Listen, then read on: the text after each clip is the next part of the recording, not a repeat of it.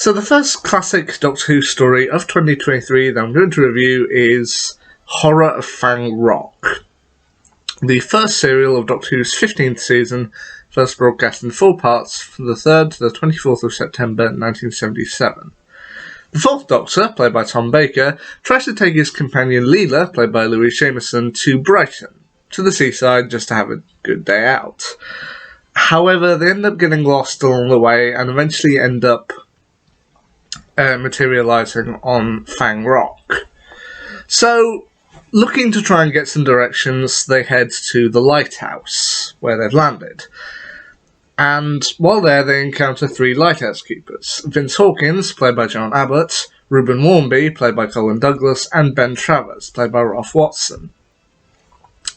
They're the 3 lighthouse keepers, or people in charge of looking after this lighthouse, and sometimes it goes well, but at the minute it's not really going that well, because for some reason the electricity keeps cutting in and out.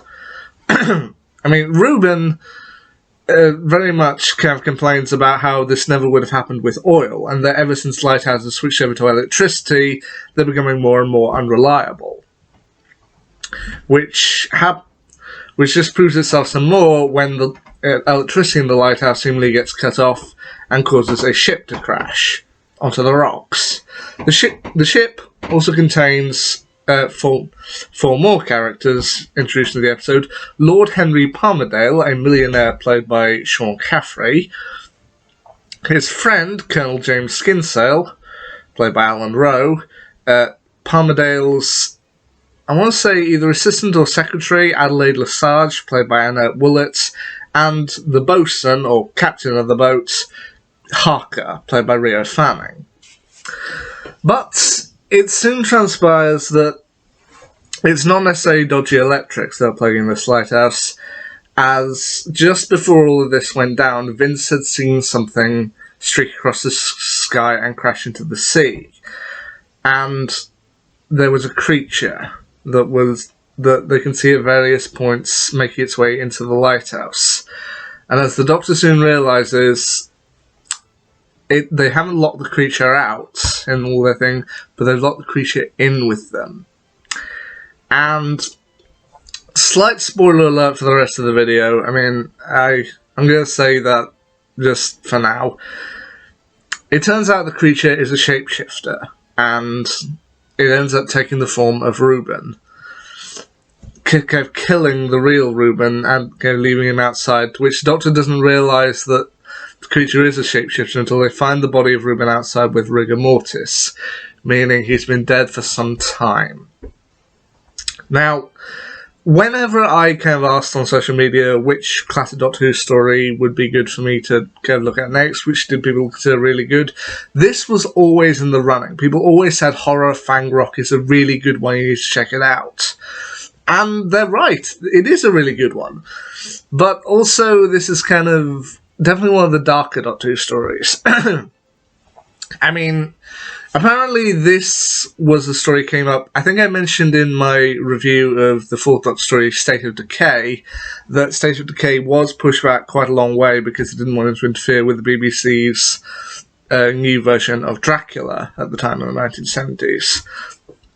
So that kind of got pushed back, and this was one of the ones they came up with.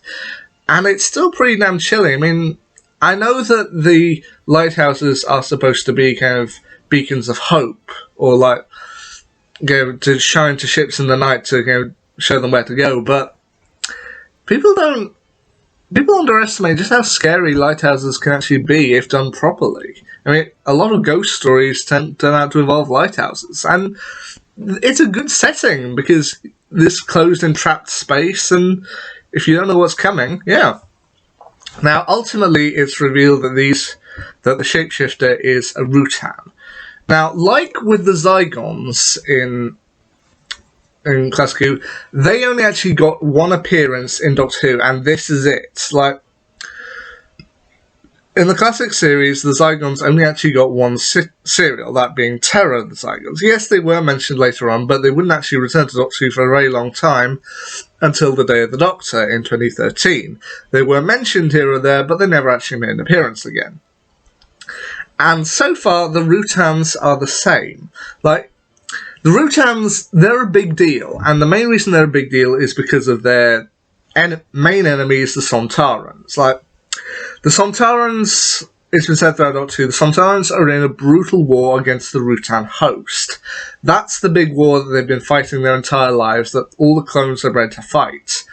But while the Sontarans themselves got 4 appearances in Classic Who, those being the Time Warrior, the Sontaran Experiments, the Invasion of Time, and the two Doctors, the Rutans only got 1, and this is it. Now, they would if you're going by all appearances, the Rutans technically do have another appearance because they appeared in the 2011 Doctor Who adventure game, The Gunpowder Plot.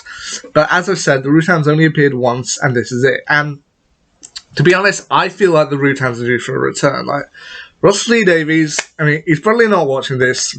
I have very few subscribers here, but Russell T Davies, please can we have the Rutans back at some point? That would be cool. And for those who don't know what Rutans are, and I've just been blabbering on for the last 2 minutes or so, while the Sontarans themselves have been said to look more like potatoes or spuds, the Rutans are kind of like giant green flying jellyfish. Well, sometimes they fly, sometimes they don't, but like with Dalek in 2005, this shows just how much trouble one Rutan can be. I mean, it's a shapeshifter, which is already dangerous enough, and it can electrocute people. And one other thing I probably should mention, as I said, this is a big spoiler if you don't want to know it. With most Doctor Who stories, even if there are a couple of deaths or large amounts of deaths, you can usually find one person, maybe even 3, or possibly even 4, that will survive. Like, I mean, even in stories like the Satan Pit in 2006, 4 people get out of that alive. And Love and Monsters, while most of Linda were killed off, Elton still survived. In this story, the only ones who actually survive are the Doctor and Leela. Everyone else ends up getting killed off, which is probably why it's one of the darker stories.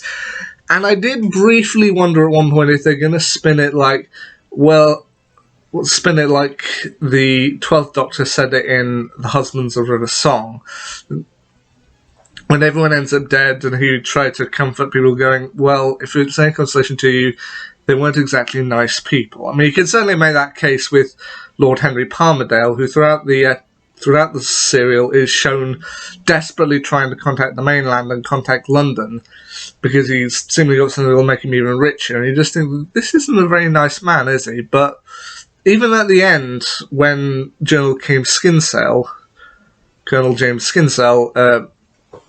when he passes off and Leela asks how he died, it's like, with honour. It's like, yeah, he was a good man. I mean, he was just being screwed over by Palmerdale. And yeah, it is a very dark story. I mean, as I said, people said this was a really good one, but then they also say, don't expect the Doctor to save everyone, and in this case they don't.